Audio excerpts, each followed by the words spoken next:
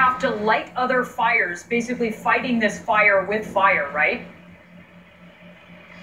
Absolutely. It's part of a really important strategy here in California.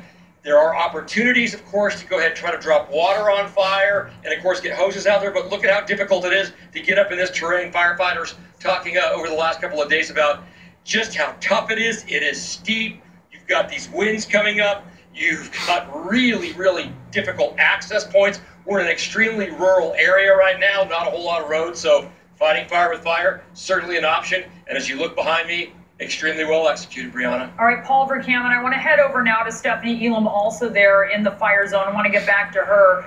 Stephanie, you've covered so many, unfortunately, of these wildfires here in recent years. Speak a little bit to what people who, you're in a rural area, Paul's in a rural area, but there are many people who are maybe not too far from there, or they're worried that this fuel is just going to go up in flames and encroach on their properties, on their homes. What are people going through, and what are their concerns at this point in time?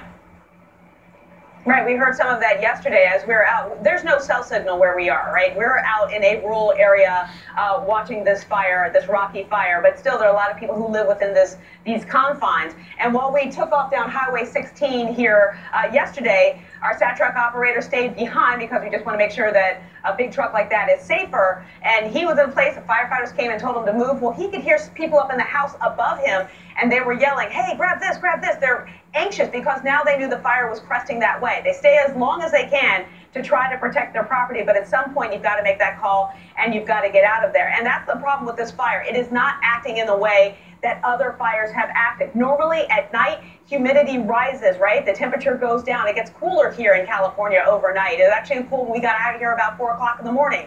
But that has not happened. Over the weekend, the fire almost doubled at the nighttime hours, and that is really odd. And so because of that, it's been a much more difficult fire to fight and making it harder for people to be able to get back into their homes. And then such, that being that case, the evacuation area expanded today, Brianna. It is so dry with those drought conditions there in California. Stephanie Elam, thanks so much talking to us there from Colusa County in the fire zone. I want to talk now to Ken Pimlott. He's joining us on the phone, and he's the director of the California Department of Forestry and Fire Protection. Ken, just give us a sense of where we are at this point. What's the latest? Well, both reported on the ground really painted the picture. We're in extremely dry conditions across all of California, 4 years of drought. All of the fires, including this Rocky fire, are burning with just an explosive rates. Many of our firefighters who are veterans are saying they've never seen fire spread the way it's spreading.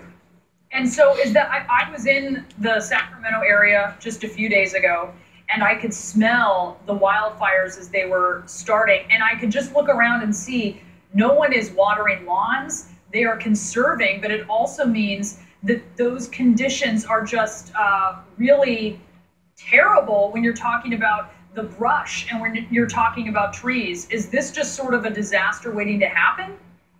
Well, it's what we've been saying for the last 2 years as we've been monitoring the conditions of the vegetation. It is extremely dry. We had over 500 lightning strikes over the weekend in Northern California, and literally 80% of those lightning strikes started fires. So imagine that much fire across the landscape being that dry. Tell us, you know, I certainly wonder about people whose homes may be in danger here. How many people are you concerned about at this point? How close is this to encroaching on where humans are in a great way? Well, as we talked about on the Rocky Fire in particular, which is our fire that's closest to most of the urbanized areas, almost 13,000 people evacuated right now, and that includes almost 500 residential structures. And so we're absolutely concerned. That's why we have evacuations going on those sides of the fire that are most concerned. And we're watching. We've 24 homes have been destroyed to date, and 26 outbuildings. And obviously, we would like to limit that and keep that as the number. But as precautionary, we want to ensure we've got evacuations on the sides of the fire that are most concerned. Well, Ken, we see your crews are hard at work there, and we certainly wish you luck as you battle this Rocky Fire and also the other blazes in the area. Thanks so much, Ken. Thank you. Let's bring in meteorologist Allison Chin-Char. She's in the CNN Weather Center. She's monitoring the conditions in the fire zone. And, you know, Allison, it's interesting. You just heard that report where you've actually got increased fire activity overnight, which is pretty unusual when the humidity increases and the temperatures drop. Yes. Now, one thing we do want to note is the wind plays a huge factor in that as well. So even an uptick of, say, 3 to 5 miles per hour could be enough in causing that to spread very, very quickly.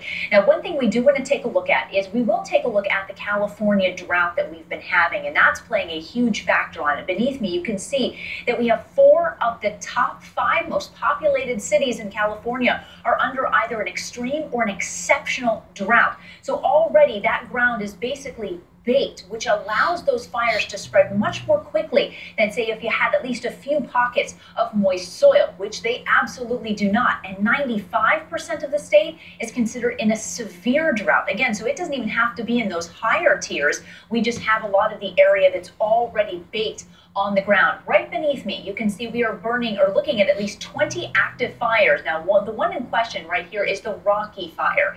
And the reason that is particularly of interest is that's where we have the largest amount of acres. Over 60,000 acres are burning, and it's only 12% contained.